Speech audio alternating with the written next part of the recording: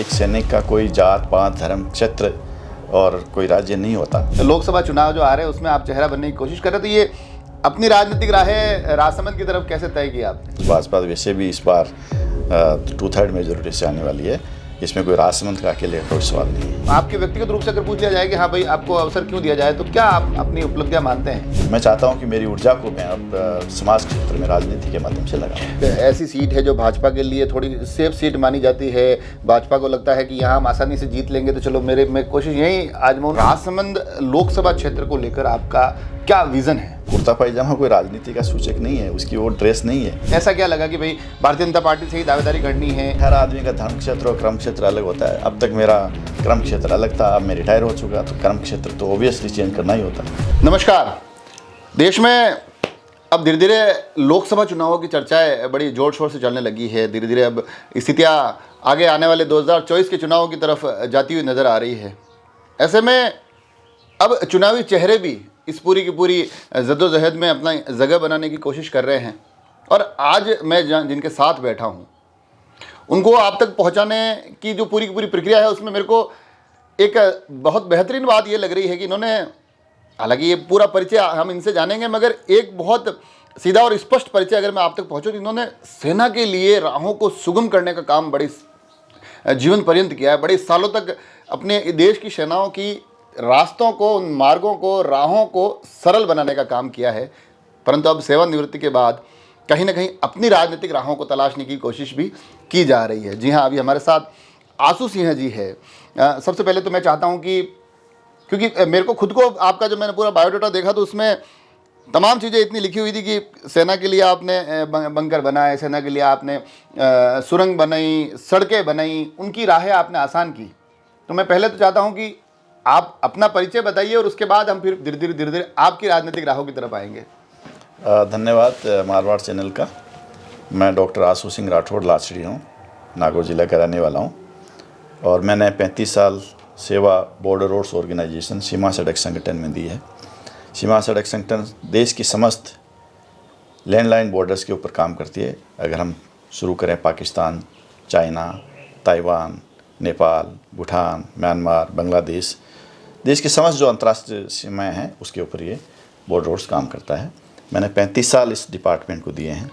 बहुत ही दुर्गम और चुनौतीपूर्ण कठिन परिस्थितियों में ये डिपार्टमेंट काम करता है। आपने अपनी जो क्या कहते हैं, तमाम वो जो जीवन की जो एक लगातार सेना के लिए जो योजनाएं बनाई, वो तो आपने हमको बता दी बड़ी ब्रीफिंग में। आपने उसमें हमको 7-8-10 देश भी घुमा दिए, मगर वापस घूम फिर के ये सारी की सारी राहें अब राजसमंद की तरफ बढ़ती दिखाई दे रही है। यहाँ कहीं ना कहीं लोकसभा चुनाव जो आ रहे हैं उसमें आप चेहरा बनने की कोशिश कर रहे, तो ये अपनी राजनीतिक राहें राजसमंद की तरफ कैसे तय किया आपने? देखो, बीआरओ का एक बहुत ही सुंदर वाक्यांश है, सर्वेन सर्वम साध्यम, एंड दूसरा है आइदर वी विल फाइंड ए वे और मेक वन। या तो हम खोज लेंगे या नया बना लेंगे। मैं उसी राह को खोज रहा हूँ।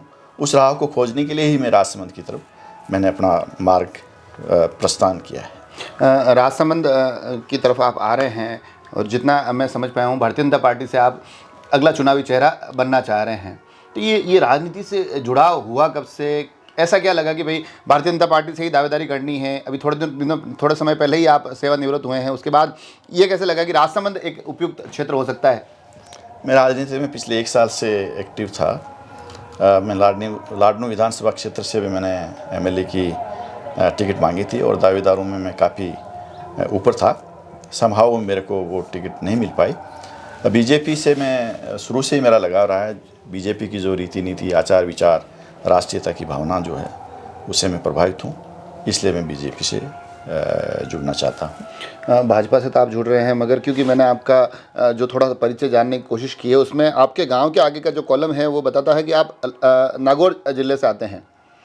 तो कहीं ना कहीं राजसमंद के लिए ऐसा तो नहीं है कि भाई राजसमंद आपके लिए अनजान क्षेत्र है? राजसमंद को लगेगा कि यार हमारे बीच में बाहर से चेहरा कौन आ रहा है, ये हमारे यहाँ तो खुद इतने दावेदार हैं, फिर ये एक नया चेहरा और वो भी बाहर से। देखो, मैंने 35 साल सेवाएं सेना में दी है। एक सैनिक का कोई जात पात धर्म क्षेत्र और कोई राज्य नहीं होता। पार्टी जहाँ से सोशल इंजीनियरिंग के हिसाब से अगर किसी कैंडिडेट को फिट समझती है तो वहाँ से लड़ा सकती है। इसी को फलीभूत करते हुए, अवधारणा को मानते हुए मैंने राजसमंद क्षेत्र चुना है। पर आपको नहीं लगता है कि एक नए क्षेत्र में जाकर अपनी राजनीतिक इस यात्रा को आगे बढ़ाना, उसमें टीमें बनाना, अपने लिए गाँवों को जानना, लोगों को जानना, ये इतना आसान भी रहता नहीं है? मैं राजसमंद लोकसभा क्षेत्र की बात करूं तो जैसे नागौर और मेड़ता, जब मैं तैयारी कर रहा था विधानसभा की तो मैं उस क्षेत्र से जुड़ा हुआ था। पिछले 25 सालों से मैं राजसमंद क्षेत्र से जुड़ा हूं। मेरे यहाँ रिश्ते नाते हैं एंड मेरा बिजनेस है यहाँ पर। तो मेरे लिए कोई राजसमंद नया क्षेत्र नहीं है। मेरी ऑलरेडी टीम यहाँ पर है, मेरे बहुत सारे लोग मुझे जानते हैं, मैं उनको जानता हूँ, कोई ऐसी दिक्कत आएगी नहीं। यूँ तो नहीं है कि ऐसा लगा हो आपको कि चलिए ये एक ऐसी सीट है जो भाजपा के लिए थोड़ी सेफ सीट मानी जाती है, भाजपा को लगता है कि यहाँ हम आसानी से जीत लेंगे, तो चलो मैं कोशिश यहीं आजमाऊँ, तो नहीं भी होगी कोई टीम तो चलो मेरा काम तो हो ही जाएगा? नहीं, ये एक ऐसा कोई कारण नहीं है, बिकॉज भाजपा वैसे भी इस बार 2/3 मेजोरिटी से आने वाली है। इसमें कोई राजसमंद का अकेले का कोई सवाल नहीं है। भाजपा और आपकी इस चुनावी यात्रा की तरफ आएंगे, मगर उससे पहले, क्योंकि आप सेना में आपने लंबा कार्यकाल बिताया है, तो एक चर्चा है बीच बीच में ऐसी भी आती है कि नरेंद्र मोदी सरकार के आने के बाद वहाँ पर भी कई परिस्थितियाँ बदली है। हाँ बिल्कुल, आप सही बोल रहे हैं। पिछले 10 सालों में जितना काम, अगर मैं बॉर्डर रोड्स ऑर्गेनाइजेशन की बात करूँ, बॉर्डर्स के ऊपर बात करूँ, इंफ्रास्ट्रक्चर डेवलपमेंट में अथाह काम हुए हैं। जिस हिसाब से काम हुए हैं, मैं ये समझता हूँ कि आने वाले 2-3 साल में हम चाइना को और टर्न करने वाले हैं। अगर आज की तारीख में किसी फोर्स से डरता है चाइना, तो वो BRO है, बॉर्डर रोड्स ऑर्गेनाइजेशन है, क्योंकि हमने पहाड़ों के ऊपर बॉर्डर्स तक सड़कें पहुंचाकर, इंफ्रास्ट्रक्चर बनाकर हमने चाइना की नाक में दम करके रखा है। इसलिए चाइना अभी BRO से घबराया हुआ है, बहुत डरा हुआ है। अभी जब ऑफ द कैमरा बातें हो रही थी तब आप मेरे को कुछ आपने वाकये बताए थे कि वो कुछ चीज़ें ऐसी भी हुई कि जब बिल्कुल आपको कुछ पुल बताया आपने कि मेरे को बहुत जल्द तैयार करने थे, अटल टनल का भी जिक्र आया, तो ये इन चीज़ों को कैसा आप महसूस करते हैं, मतलब किस प्रकार से देखते हैं?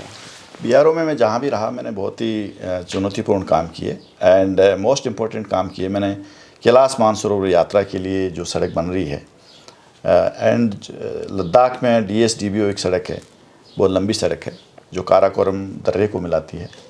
दोनों सड़कों के लिए मैंने प्रैग्मेटिक प्लान बनाया, उसमें मेरी महत्वपूर्ण भूमिका, अहम भूमिका रही है। इसके अलावा 4 धाम परियोजना है उत्तराखंड में, एज ए चीफ इंजीनियर और BRO project as a head मैं वहाँ पर पोस्टेड था। ऑनरेबल PM साहब का ड्रीम प्रोजेक्ट है, उसको कंप्लीट करने में मैंने अहम भूमिका निभाई है BRO की तरफ से। ये तो आपने बताया, पुनः एक बार राजनीतिक तरफ आता है, तो मैं अगर आपसे बड़ा स्पष्ट सवाल पूछूं कि ऐसा, मतलब क्यों आपको टिकट क्यों दिया जाना चाहिए, आपको अवसर क्यों दिया जाना चाहिए, मतलब ऐसा कोई आपके व्यक्तिगत रूप से अगर पूछ लिया जाए कि हाँ भाई आपको अवसर क्यों दिया जाए, तो क्या आप अपनी उपलब्धियां मानते हैं? मैं ये मानता हूँ कि जिस हिसाब से मैंने सेना में काम किया है, पूरी ईमानदारी, लगन और कर्तव्य निष्ठा के साथ, मैं एक ऊर्जा से पूर्ण भरा हुआ आदमी हूँ। तो मैं चाहता हूँ कि मेरी ऊर्जा को मैं अब समाज क्षेत्र में, राजनीति के माध्यम से लगाऊं। ऊर्जा की आप बात कर रहे हो, मगर कई लोग होते हैं जिन्होंने अपना पूरा जीवन राजनीतिक क्षेत्र को दे देते हैं। वो एक अवसर की तलाश में कि चलिए एक दिन ऐसा आएगा कि मेरा भी नंबर लगेगा, मैं इतने सालों से राजनीति कर रहा हूँ, फिर अचानक कोई बड़े ओहदों से लोग आ जाते हैं, अचानक उनको टिकट मिल जाता है, तो कहीं ना कहीं उनके साथ आपको नहीं लगता है कि गलत हो रहा है? नहीं, हर आदमी का धर्म क्षेत्र और कर्म क्षेत्र अलग होता है। अब तक मेरा कर्म क्षेत्र अलग था, अब मैं रिटायर हो चुका, तो कर्म क्षेत्र तो ऑब्वियसली चेंज करना ही होता है। तो अब आपको लगता है कि कर्म क्षेत्र अपना लेगा आपको? मुझे पूरा विश्वास है, क्योंकि जिस हिसाब से मैंने काम किया है देश के लिए, मेरी सेवाएं जरूर ली जाएंगी, मेरे को पूर्ण विश्वास है। आज अब आप और हम बैठ के बात कर रहे हैं, धीरे धीरे चीज़ें आगे बढ़ेगी। मानिए लोकसभा का चुनाव अभी हालांकि दिनांक घोषित नहीं की गई, मगर बताया जा रहा है कि आगे आने वाले समय में कभी भी इसकी घोषणा हो सकती है, टिकट के चयन की प्रक्रिया प्रारंभ हो सकती है। तो आज से लेकर उस टिकट में एक अंतिम नाम स्पष्ट रूप से सामने आने तक आगे की ये यात्रा क्या रहेगी, आपकी क्या विज़न है इन दिनों का? मेरी कोशिश रहेगी, क्योंकि मैं अभी रिसेंटली रिटायर हुआ हूँ 31 जनवरी को, तो आने वाले जो भी टाइम है उसमें मैं और मेरी भागीदारी निभाऊं, ताकि जनता के बीच में जाके मैं अपना विज़न बता सकूं, उनको अपना चेहरा दिखा सकूं, और अपनी जो काम किए हैं उसके बारे में मैं ज़्यादा से ज़्यादा बता सकूं। आपको लगता है कि भाई एकदम बिल्कुल वेल सूटेड बुटेड, बिल्कुल टाई वाई, फिर वहाँ से एकदम कुर्ते पजामा की तरफ बढ़ रहे हैं, चीज़ें आसानी से मतलब बदल जाएगी इस स्वरूप में आगे, आप मतलब सहजता से स्वीकार कर लोगे आप? नहीं, देखो ऐसा है कि राजनीति आजकल 90% जनता राजनीति को बिजनेस एंड प्रोफेशन समझती है। मेरे लिए बिजनेस एंड प्रोफेशन नहीं रहेगा, मेरे लिए राजनीति एक पैशन रहेगी। और जहाँ तक कुर्ता पायजामा की सवाल है, कोई कुर्ता पायजामा कोई राजनीति का सूचक नहीं है, उसकी वो ड्रेस नहीं है। मैं आपको ये बताना चाहता हूँ कि मेरी तो ये ड्रेस यही रहेगी, चाहे मैं राजनीति में रहूँ या ना रहूँ। मुझे एक हमारे पहले चुनाव हुआ था राजसमंद विधानसभा का, उसमें मुझे तनसुख जी बोहरा की याद आ गई। वो बड़े सीधे साधारण टी शर्ट पहन के घुमा करते थे। मैं उनको बहुत पूछा करता था, मैंने कहा कुर्ते पजामे कब पहनोगे? तो उन्होंने कहा था कि मैं लोगों की सेवा के लिए आया हूँ, कपड़े अपने दिखाने नहीं आया हूँ। तो कुल कुछ कुछ मेरे को वैसा आपसे भी याद आ रहा है। चलिए, मैं आखिर में अब यही पूछता हूँ कि चलिए, राजसमंद लोकसभा क्षेत्र को लेकर आपका क्या विज़न है? राजसमंद द्वारकाधीश और श्रीनाथ जी यहाँ पर साक्षात विराजमान हैं, और इस एरिया में प्राकृतिक संसाधनों की कोई कमी नहीं है। नेचुरल रिसोर्सेज, जिसमें अगर मिनरल्स की बात करूँ तो मिनरल्स की संपूर्णता है यहाँ पर। अगर उसका ठीक से दोहन किया जाए तो मुझे लगता है उससे काफ़ी हमें रेवेन्यू मिल सकता है, रेवेन्यू मिलेगा।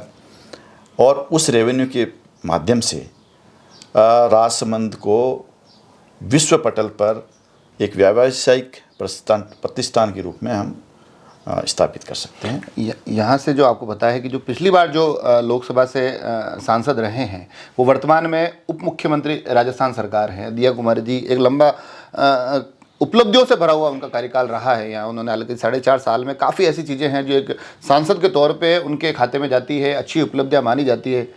वो इतने अहम ओहदे पर है, तो आपको नहीं लगता है कि राजसमंद की जनताओं का जो उम्मीदें हैं वो भी काफ़ी अब ऊपर होगी आने वाले सांसद से? उन उम्मीदों को पूरा कर पाना इतना आसान रहेगा नहीं कभी। बिल्कुल बिल्कुल संभावनाएं अपार है। और जैसे मैंने बताया कि if you can dream it you can do it. अगर आपके पास सपने हैं तो आप सपने साकार भी कर सकते हो। जी, तो देखा आपने, चर्चाएं चली और चर्चाएं बड़ी सीधे शब्दों में, मेरे को ऐसा लगा कि मैं बिल्कुल आर्मी से जुड़े हुए किसी व्यक्ति से बात कर रहा हूँ। वो राजनीतिक क्षेत्र में आ रहे हैं, मगर जवाबों में लक्ष्यदार ज़्यादा बातें नहीं थी।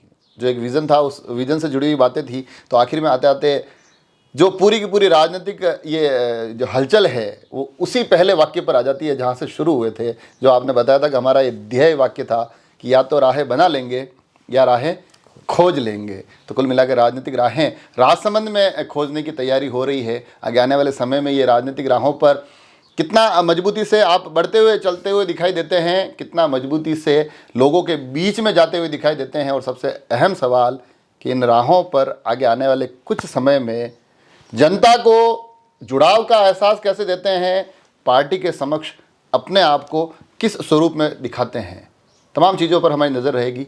आप सभी लोग जुड़े रहे राजसमंद एक्सप्रेस से। धन्यवाद।